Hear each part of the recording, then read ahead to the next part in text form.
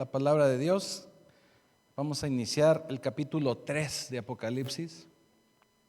Apocalipsis capítulo 3, a partir del versículo 1.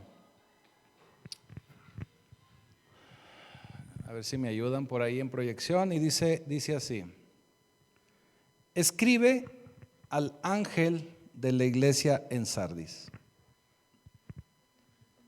el que tiene los 7 espíritus de Dios y las 7 estrellas, dice esto: yo conozco tus obras, que tienes nombre de que vives y estás muerto. Sé vigilante y afirma las otras cosas que están para morir, porque no he hallado tus obras perfectas delante de Dios. Acuérdate pues de lo que has recibido y oído y guardado, y arrepiéntete. Pues si no velas, vendré sobre ti como ladrón, y no sabrás a qué hora vendré sobre ti. Pero tienes unas pocas personas en Sardis que no han manchado sus vestiduras, y andarán conmigo en vestiduras blancas, porque son dignas.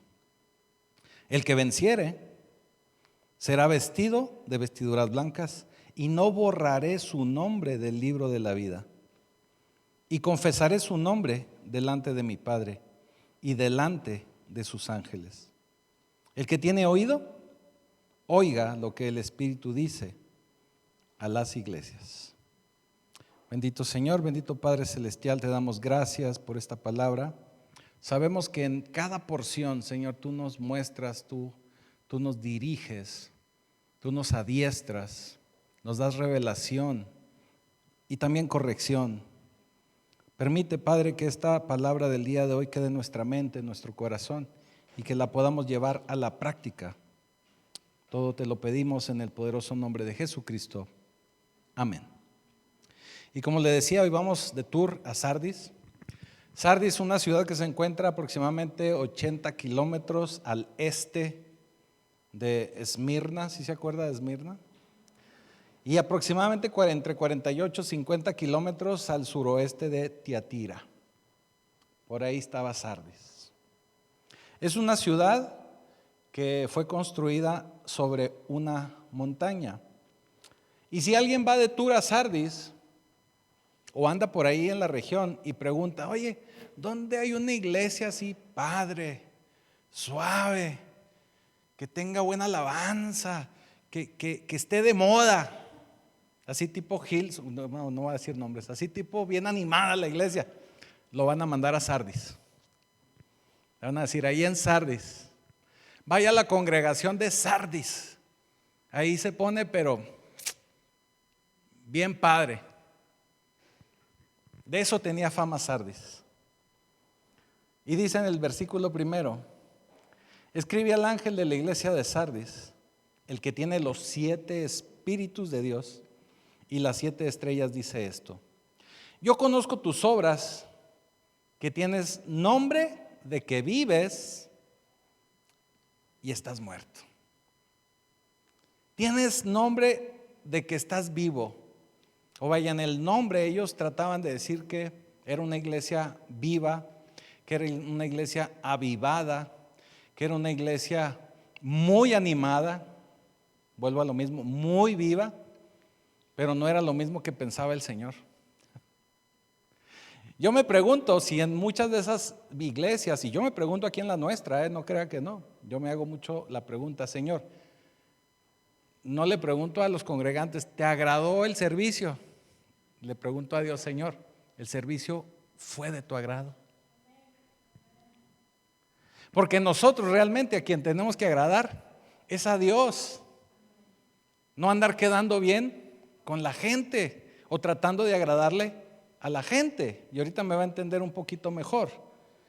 Pero una iglesia como esa era la iglesia de Sardis. Era una iglesia avivada, era una iglesia que estaba de moda, era una iglesia donde la gente iba muy animada, pero era una iglesia a los ojos de Dios que estaba muerta. Una iglesia que estaba muerta. Y el problema El problema lo dice ahí mismo en el versículo primero. Cuando Dios mismo se presenta, usted sabe que en estas cartas tiene mucho que ver la forma en que el Señor se presenta delante de la iglesia. Y en esta iglesia dice el Señor: el problema es que yo no te veo de la forma que la gente opina de ti. Lo que yo veo en esta iglesia es una multitud o un grupo de gente que está muerta.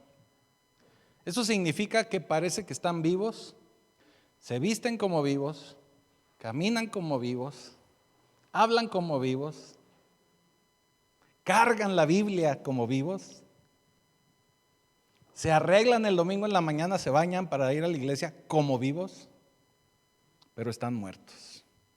Eso está diciéndole el Señor a Sardis. No hay vida en ustedes. Y usted debe estar pensando: oye, pero ¿cómo si la iglesia estaba de moda? Pues sí, o sea, físicamente están vivos, pero están muertos espiritualmente. Así es. Obviamente van a la iglesia, es gente que va a la iglesia. Obviamente es gente que se dice cristiana, por eso es la iglesia de Sardis, pero es una iglesia muerta. ¿Qué significa? Como le decía, ahí mismo no lo dice. El número 7, así es como se presenta el Señor. Quien tiene las 7 estrellas, los 7 espíritus, habla del número 7. Y cuando habla del número 7, usted tiene que entender que el número 7 es el número de Dios, así lo identifica mucha gente o lo define mucha gente, porque es un número que habla de perfección, de completamiento. El Señor crea al mundo, hace todo lo que nosotros tenemos, toda la creación en 7 días. Y eso lo ve como bueno, como perfecto. Entonces el número 7 nos habla de completamiento y dice en la introducción: el que sostiene los 7 espíritus. Volvemos a Sardis. Sardis es una iglesia que tenía sus actividades, que tenía su programa, tenía su pastor, su gente, su alabanza, pero no tenía vida. ¿Y por qué no tiene vida? Pues porque no tiene al Espíritu Santo con ellos. El Espíritu Santo es lo que está faltando en esta iglesia de Sardis. Es un programa, una actividad, una congregación que tiene mucha actividad, que tiene mucha vida física, social, pero no vida en el Espíritu. Y tiene fama porque dice: yo veo lo que la gente dice de ti, pero no es lo mismo que yo veo. No es lo mismo que yo opino. Y tenemos que entender que el trabajo del Espíritu Santo es hacer brillar a Jesús. El poder hacer que Jesús se refleje en nuestra vida. Eso es lo que hace el Espíritu Santo. En el Antiguo Testamento, si usted observa y lee los capítulos del Antiguo Testamento, nos podemos dar cuenta que ahí la estrella de la película es Dios. Y estamos hablando de Dios Padre. Luego, cuando leemos los evangelios, nos damos cuenta que el personaje del que más se habla y la estrella ahí de la película, para poderlo entender, es Jesús. Pero empezamos a leer el libro de los Hechos, y al inicio del libro de los Hechos, para ser más exactos, en el capítulo 2, empieza la vida del Espíritu Santo. Y por medio de la vida en el Espíritu Santo es que empieza a nacer la iglesia, o lo que conocemos ahora como Iglesia de Cristo. Entonces ahorita estamos en una etapa, en una época aún, y 2000 años después estamos en una etapa donde el personaje principal de cada congregación y de cada iglesia debe de ser el Espíritu Santo. En este caso, el Espíritu de Dios le habla a esta iglesia en Sardis y le dice: es que no tienen vida. La vida nos la da el Espíritu. No tienen una vida espiritual. Y si no tienen una vida espiritual, no pueden experimentar a Jesús. Y si no experimentan a Jesús, no pueden tener al Padre. ¿Me estoy explicando? Por eso le digo, el trabajo del Espíritu Santo es reflejar a Jesús en nuestra vida. Y sin Jesús en nuestra vida no podemos llegar a Dios Padre. Por lo tanto, son iglesias donde no hay un Espíritu Santo o donde no está el Espíritu Santo. Son iglesias que al no poder reflejar a Cristo, pues tampoco tienen al Padre. Por lo tanto, tienen una vida sin Dios, llena de actividades, llena de conocimiento, pero sin una vida en el Espíritu. ¿Les suena familiar? ¿Les suena conocido? Hay muchas iglesias en la actualidad que se vive de esa forma. Muchas, más de las que quisiéramos. Tenemos que operar espiritualmente, todas las iglesias, todos y cada uno de nosotros en lo individual. Tenemos que operar espiritualmente. Pero si vivimos en una perspectiva no espiritual, no vamos a estar conectados al Espíritu Santo. Y si no estamos conectados al Espíritu Santo, aún y si venimos a la iglesia o aunque vengamos a la iglesia, vamos a seguir viviendo por nuestras propias fuerzas. Por eso mucha gente pasa el tiempo y dice, es que busco al Señor, voy a la iglesia, oro al Señor, pero no veo la manifestación del Señor. Es porque está faltando más vida en el Espíritu. Más vida en el Espíritu. No estamos trabajando de una manera espiritual. No responde el Señor de la manera que esperamos. Ese tipo de iglesias es como nos dice Timoteo, o bueno, como nos dice Pablo en Timoteo, segunda de Timoteo, capítulo 3, versículo 5. Y ahí lo dice con toda claridad Pablo, y dice que tendrán apariencia de piedad, pero negarán la eficacia de ella. Y dice Pablo, a estos evita, o sea, no seas como ellos. Huye, ¿verdad? Dice, evítalos. ¿No llegó? Segunda de Timoteo 3:5. Que tenemos a un joven nuevo ahí en los controles, por eso.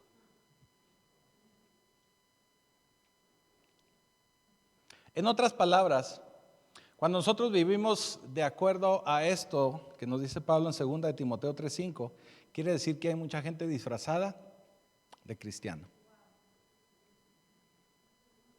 Y disfrazarse de cristiano es muy sencillo, créamelo, porque es únicamente ponerse una careta, aprender un vocabulario, así como yo le digo, cristianoide.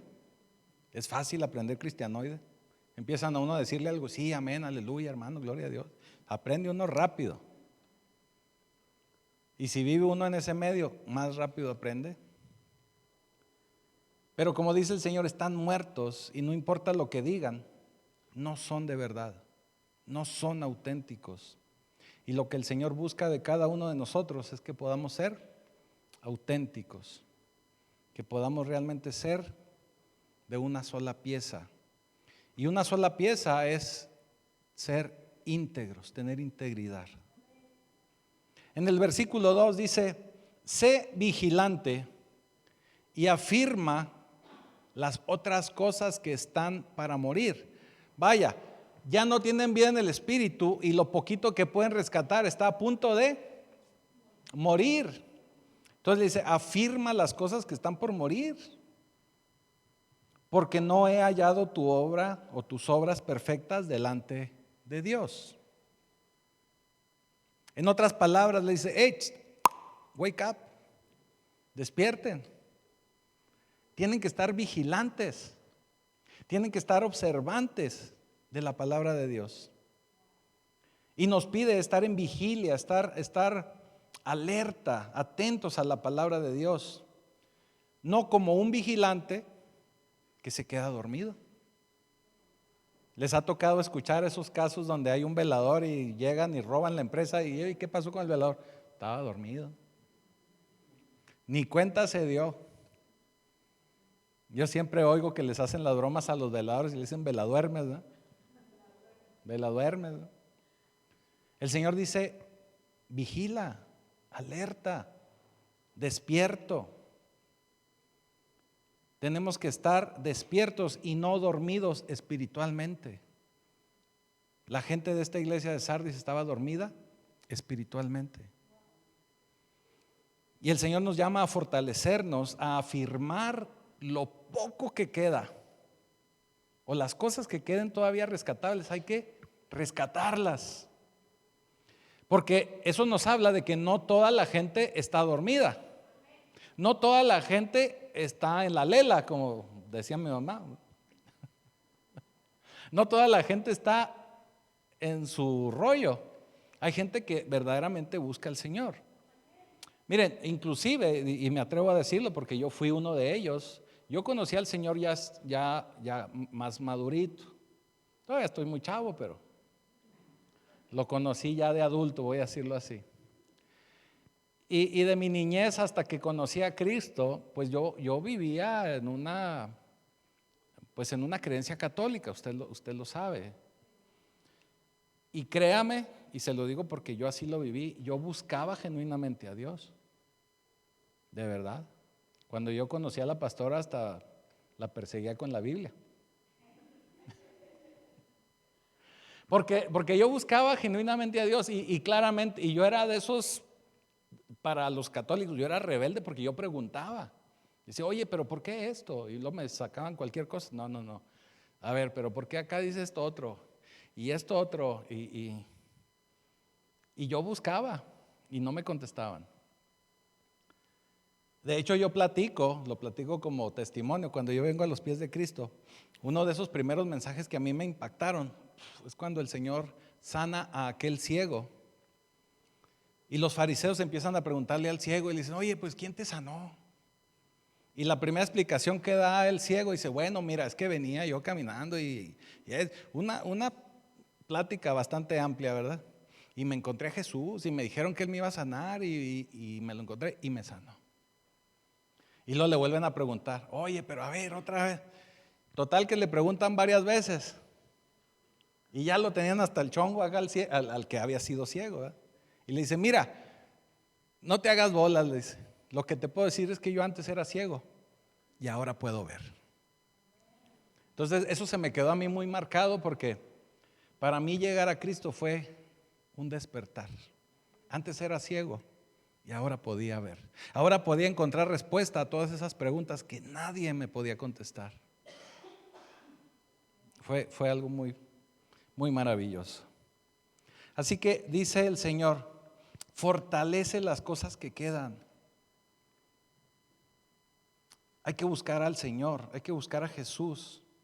Y yo sé, dice el Señor, que empezaron bien, porque todas estas iglesias y todos estos ministerios a los que se les están enviando estas cartas fueron plantadas sanamente, genuinamente.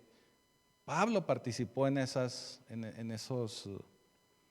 establecimientos como iglesia. Y le dice, inician bien y inician buscando a Jesús. Y esto es algo que le pasa en la vida de muchos cristianos. Empezamos bien, descubrimos a Cristo y empezamos a caminar en el conocimiento del Señor.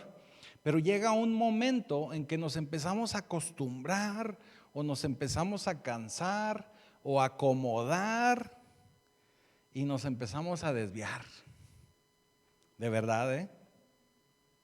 Por eso hay mucha gente que cuando ve a alguien que recién llega a Cristo dice, no, es que estás en tu primer amor. Y no deben de decirlo, porque realmente todos tenemos que estar en ese primer amor. Y nunca dejar ese primer amor. Y usted sabe que ahí lo vimos en la primera carta a la iglesia de, ¿quién se acuerda? Éfeso, exactamente. Que nunca le dice en esa carta a Éfeso, dejaste el primer amor. Nunca debemos dejar ese primer amor. Y mucha gente se acomoda. Hay otra gente que empieza a llenarse de actividades y son tantas las actividades que tiene que siguen trabajando, pero ya no trabajan con Dios. Trabajan para la iglesia, para muchas cosas, pero dejan de lado a Dios.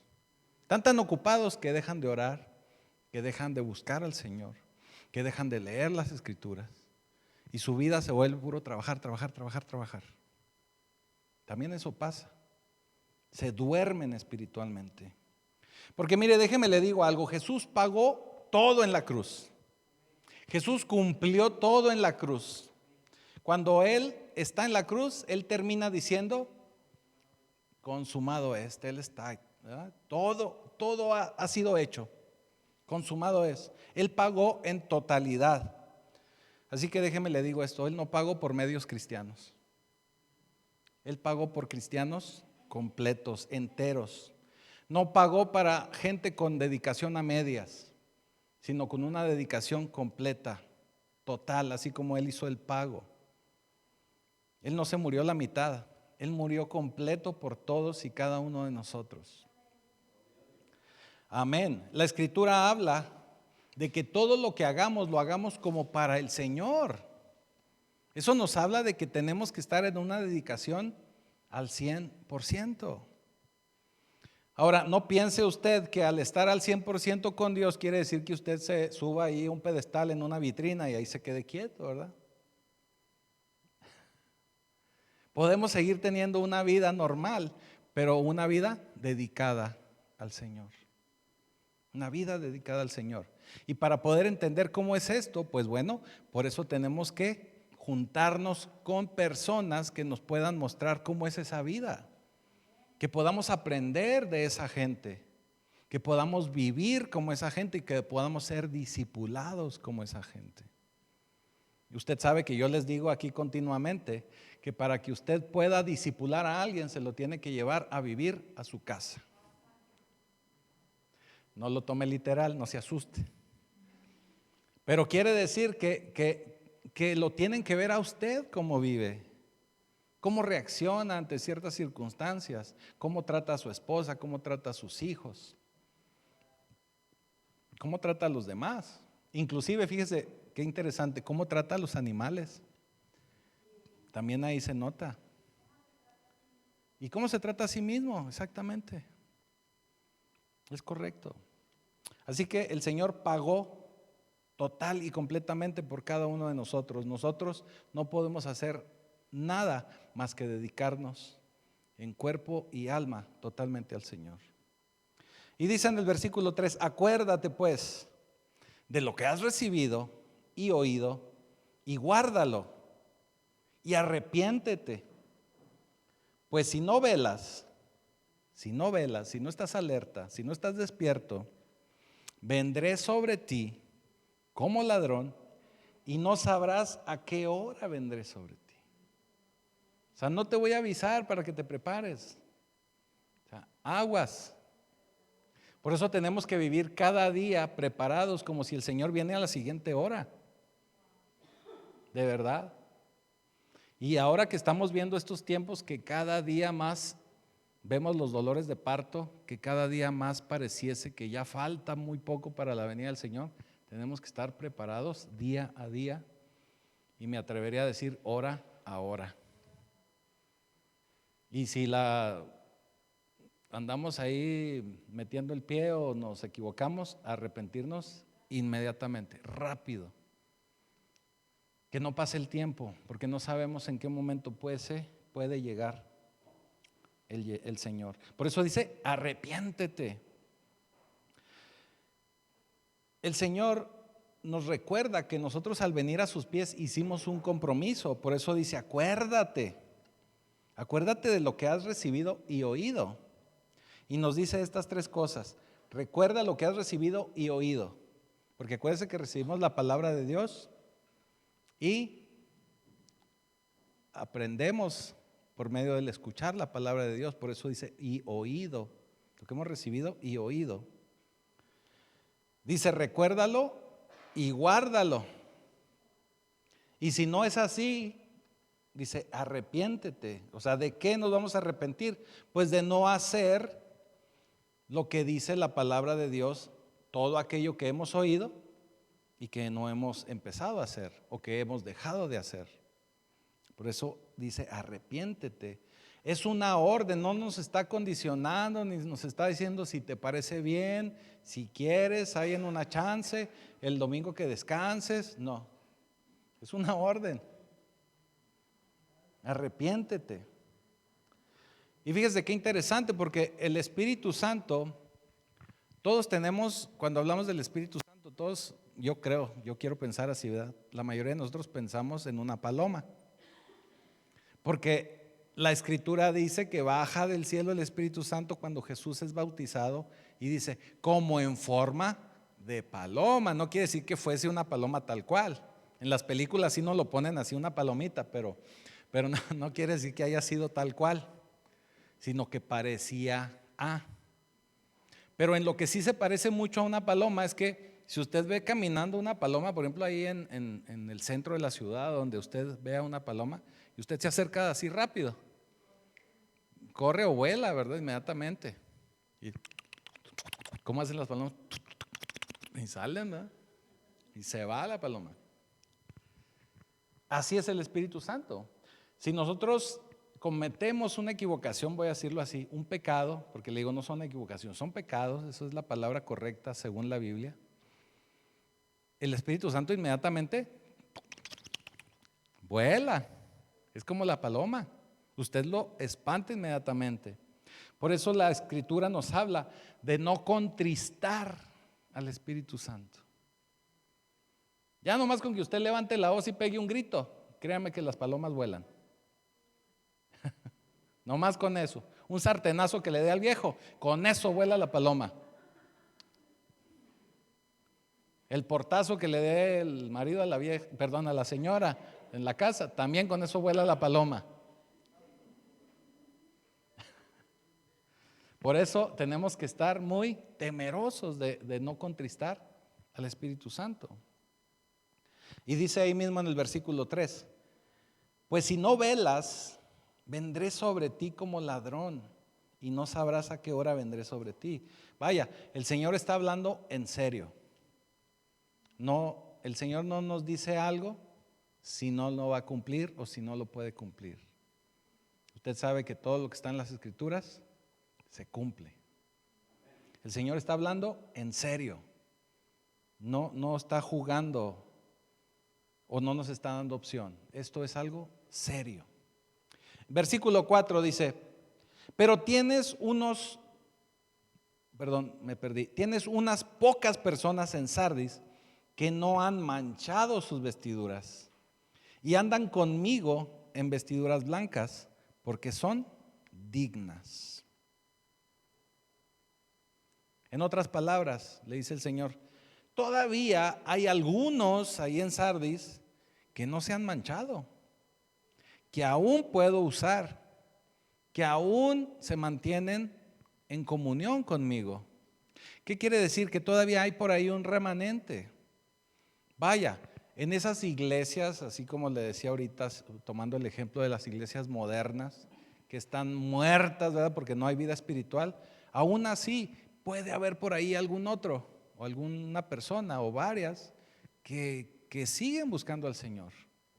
Y de alguna manera son esas personas las que mantienen un poquito ahí detenido antes de que el Señor venga como ladrón.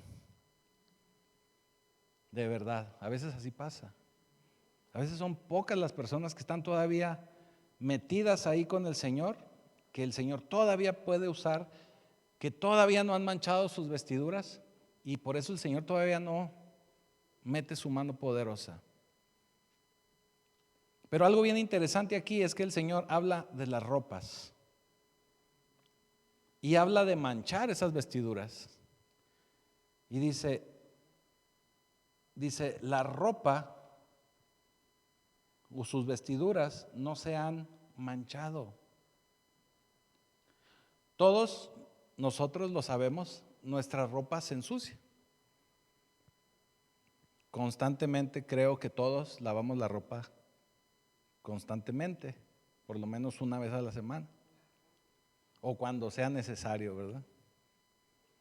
Eso quiere decir que nuestras ropas se ensucian y se manchan. Y mire lo que nos dice Santiago 1:27. Santiago 1:27. Dice, la religión pura y sin mancha, sin mácula, delante de Dios, el Padre es esta: visitar a los huérfanos y a las viudas en sus tribulaciones y guardarse sin mancha. ¿De quién? ¿De quién? Del mundo. Del mundo. del mundo. Yo escucho que constantemente hacen referencia a estos versículos aludiendo a que hay que ayudar a las viudas y a los huérfanos. Sí, y no debemos dejarlo de hacer, sí. Pero la parte que a veces se nos olvida es guardarse sin mancha del mundo. O sea, andar sin mancharse. ¿A usted le ha tocado ponerse a cocinar con la ropa de domingo? ¿Y por qué? Porque la mancha, ¿verdad? O los varones, la ropa que le pone su señora para dominguear, ¿también la usa para meterse abajo del carro a echar mecánica? No, ¿verdad que no? ¿Por qué? Porque se va a manchar. Por eso el Señor nos habla de que tenemos que andar en el mundo, porque tenemos que vivir en el mundo, tenemos que seguir relacionándonos en el mundo, pero tenemos que andar cuidándonos de no mancharnos. Mire qué interesante. Tenemos que andar en el mundo sin mancharnos. Y un problema de Sardis, de esta iglesia, que es como una iglesia actual, es que estamos muy contaminados por el mundo. La iglesia está muy manchada por el mundo. Nos pasamos, bueno, muchas iglesias, Pacto no, pero muchas iglesias se la pasan tratando de agradar a todo mundo para acomodar las cosas del mundo en la iglesia, comprometiendo al cristianismo o nuestra fe con tal de encajar en el mundo, de agradarle al mundo, de ser aceptados por el mundo. Y así viven muchas iglesias. Sardis así vivía. Y si ponemos atención no solo a lo que nos dice la carta a Sardis, sino también lo que no nos dice, tomando en cuenta las cartas anteriores, podemos darnos cuenta que en Sardis no había persecución. ¿Y por qué no había persecución si también estaban bajo el imperio romano? Porque agradaban al mundo. Entonces, si agradaban al mundo, pues no tenían problemas con el mundo. Exactamente, no tenían miedo, estaban bien con el mundo, convivían con el mundo, hacían las cosas para agradar al mundo.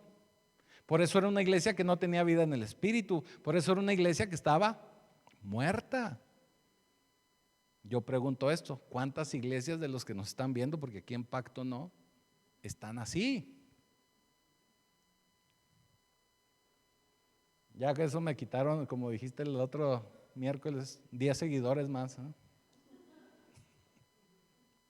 Vaya, estos cristianos de Sardis eran cristianos muy secularizados. En una ocasión la pastora predicaba y lo decía muy acertadamente: no debemos abaratar el evangelio. A veces con tal de agradarle a la gente, con tal de que acepten a Jesús y con tal de que vengan a la iglesia, hombre, les ofrecen hasta póngale una cobija y póngale una almohada y para ver cómo los agradamos y a ver cómo le hacemos para que vengan y que no dejen de venir. Y ser mundano o ser del mundo o ser secular significa que estamos dejando fuera a Dios. Tenemos a veces, mucha de esa gente tiene que empujar un poquito a Dios para un lado para no ofender a la gente. No se vayan a ofender. Yo conozco iglesias que inclusive les dan scripts de lo que pueden decir, de las palabras que pueden decir y cuáles palabras no deben decir, para que la gente no se ofenda. Hay varias así. No le voy a decir cuáles, pero hay varias.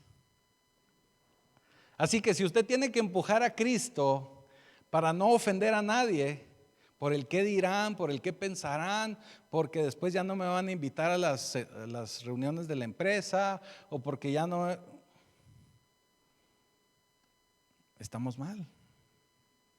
Acuérdese que Jesús nos dijo: si me niegas delante de los hombres, yo también te voy a negar delante de mi Padre. Pero si me confiesas delante de los hombres, yo te confesaré delante de mi Padre. Así que la decisión es nuestra. La decisión es nuestra y todos y cada uno de nosotros tenemos que ser muy claros en cuanto a creer en Jesús. Porque mire, tenemos que ser muy claros en decir Jesucristo. Y yo le sirvo a Jesús, porque cuando a veces hablamos de Dios, Dios es muy general. Para mucha gente Dios puede ser cualquier cosa. Y usted lo puede observar, ¿eh? Si usted empieza a tener un poco más de vida espiritual y ayuda a alguien inclusive a hacer la oración de fe, no, usted no me lo crea, pero si usted le dice, recibo a Dios como mi Señor y Salvador, todo el mundo lo dice. Pero si usted le dice, recibo a Jesucristo como mi Señor y Salvador, más de 3 van a tropezar ahí con esa frase. Porque Jesús hace huir a la oscuridad. Mientras que Dios puede ser muy general. Para mucha gente Dios puede ser inclusive su familia, su esposa, sus hijos, su trabajo, un árbol, lo que sea. De verdad. El dinero, una cuenta de banco. Acuérdense que idolatría es cosa, pensamiento, objeto que no le permita tener una relación directa con Dios, con Jesucristo. Eso es idolatría. Incluye pensamientos, ¿verdad? Lo que tenemos en nuestra mente. Pero en el versículo 4, al final dice, andarán conmigo en vestiduras blancas, porque son dignos. Y esto es bien interesante porque en el versículo 5 vuelve a decir, el que venciere, recuerde que en todas las cartas nos ha hablado de ser vencedores, y dice, el que venciere será vestido de vestiduras blancas. La vestidura blanca, para que lo podamos entender, es como una vestidura de gala. Es como en una boda, normalmente la novia va vestida de blanco, con un vestido hermoso, ¿verdad? Inmaculado, blanco. Y el varón, pues normalmente se pone un tuxedo, un frac, un trajecito, por lo menos una camisita blanca bien planchada. Pero son vestiduras blancas, bonitas, de vestidura de fiesta, de gala, exactamente. Entonces, cuando el Señor aquí hace referencia a vestiduras blancas, en el contexto de la época, alguien que se vestía con ropas blancas eran ropas de fiesta, eran ropas para celebrar, eran ropas de gala. Por eso hace la referencia a vestiduras blancas, vestiduras dignas de una fiesta, dignas de una celebración. Y solo estas personas que estén vestidas con esas vestiduras blancas, limpias, bonitas, planchadas, serán invitadas a mi recepción, es lo que está diciendo el Señor. Por eso dice en el versículo 5, el que venciere será vestido de vestiduras blancas. Y dice algo también bien interesante, y no borraré su nombre del libro de la vida. Cuando yo los invito a la gente a hacer la oración de fe, a mí me gusta siempre incluir el decirle al Señor, Señor, escribe mi nombre en el libro de la vida. Porque también ahí en otras porciones de Apocalipsis nos habla de que se abre el libro de la vida y ahí estaban escritos todos los nombres de aquellos que iban a ser salvados, ¿verdad? O salvos. Eso quiere decir que esos libros, esos registros, esos archivos, espero que ahí no haya guacamaya leak, pero ahí en esos archivos están los nombres de todos y cada uno de nosotros que vamos a ser salvados. Ahí estamos. Y dice el Señor, y no borraré su nombre. Mucha gente podría pensar que al borrar nuestro nombre de esos libros podríamos perder la salvación. Pero tenemos que tener muy en claro que la salvación, hasta donde sabemos, no se pierde. Pero Pero vamos a entender un poquito más a qué se refiere con borrar el nombre. Y si nos vamos a una de las reglas que nos enseñan para poder entender las Escrituras, es una regla que le llamamos la regla de la primera mención. Pero tenemos que encontrar una primera mención de acuerdo al mismo contexto para que pueda ser válido. No podemos salirnos del contexto. Y lo digo porque hay mucha gente que se va a las primeras menciones y a veces la primera mención no tiene que ver con lo que están tratando de definir. Pero aquí mismo en Apocalipsis, en el versículo 1, nos habla de, tienen el nombre como vivo, pero están muertos. Nos está hablando de una fama que tiene la iglesia, o de una reputación, ¿verdad? Podría decirse, pero que no es real, que no es cierta, que a los ojos de Dios no debe ser así. Y al hablar de borrar el nombre se refiere a que al no borrar el nombre no vamos a perder la identidad delante de Dios y no vamos a perder la reputación delante de Dios. Eso quiere decir que delante de Dios seremos siempre y eternamente reconocidos como vencedores. O sea, nunca se va a olvidar Él de nosotros. Y mire, le voy a decir esto, tal vez nadie en la actualidad se acuerde de su nombre o nadie sepa su nombre. Nadie tal vez lo reconozca. Usted va por la calle y pues le va a la América, pues quién sabe quién será. Le va al Cruz Azul, déjame a ver si lo alcanzo a atropellar. Pero no lo conoce nadie. Pero el Señor nos dice, te pondré un ropaje blanco. Te voy a poner un tuxedo a los varones. Te voy a poner un vestido blanco. Entonces, todos sabrán quién eres en ese momento.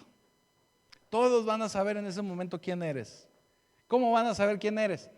Por tu ropaje blanco, sin mancha, rechinando de limpio, bien bonito, bien bañado. Todos te van a reconocer. Porque mira, la fama y el conocimiento, la reputación que podamos tener aquí en la tierra, solo va a durar un momento. Y eso va a depender de la popularidad que tengan, de los seguidores que tengan en las redes sociales, de los likes que les aparezcan, de la gente que los conozca. Y eso es pasajero. ¿Y por qué me refiero a esto? Porque si seguimos siendo una iglesia tratando de agradar al mundo y no agradar a Jesús, esa fama se va a acabar. Tarde que temprano esa fama se va a acabar. Aunque sean iglesias famosas, se va a acabar. Porque no están vivos.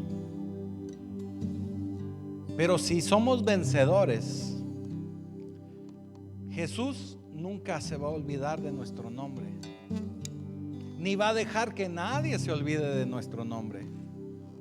No solo como iglesia, sino en lo individual. Cada uno de ustedes van a ser reconocidos y nunca olvidados por Jesús, porque ustedes van a ser más que vencedores. Y mire lo que le voy a decir.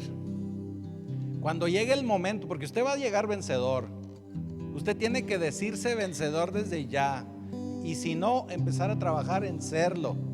Ya el Señor nos lo dijo en esta carta: arrepiéntete, corrígete, arrepiéntete. A partir de este momento usted tiene que ser vencedor. Y si usted es vencedor, usted va a andar caminando por esas calles de oro, va a andar caminando por esas calles de plata, y la gente lo va a reconocer por sus ropajes. Sí sabe de qué le hablo, ¿verdad? Las calles de oro y plata. Y usted va a ir caminando por ahí con su ropaje y le va a decir: ya se me fue Martín. Martín, ¿qué onda?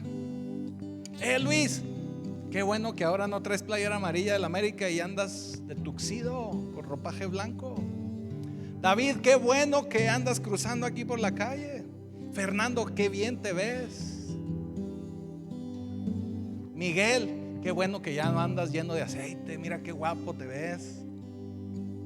Y vamos a andar caminando ahí en esas calles de oro y de plata. Mande. Se bañó, todos nos vamos a bañar, porque vamos a estar siendo reconocidos perpetuamente por nuestro Señor Jesucristo. Y el Señor dice en el versículo 6: el que tenga oído, oiga lo que el Espíritu dice a las iglesias. Eso quiere decir que cuando estemos bien vestidos, caminando en esas calles de oro y de plata, el Señor nos va a anunciar. El Señor nos va a poner inclusive espectaculares donde decir: mira, aquí vive las hermanas de Pacto Vivo, los hermanos de Pacto Vivo. El Señor nos va a reconocer. Pero yo te pregunto a ti: ¿preferimos vivir entre los muertos o ser un instrumento en las manos de Dios? Usted podrá pensar, y lo voy a decir así porque me he encontrado con gente que así lo piensa: oye, pero yo me he equivocado mucho, ¿cómo voy a poder ser yo vencedor? Déjame te digo algo. El Señor nos dio la respuesta. Dice: arrepiéntete, arrepiéntete. Y esas vestiduras blancas, ¿qué crees? Tenemos servicio de limpieza, porque esas vestiduras blancas son limpias, o van a ser limpias por medio de la sangre de Jesucristo. Por medio de la sangre de Jesús tú vas a volver a estar vestido en ese vestido blanco, en ese traje blanco, y vas a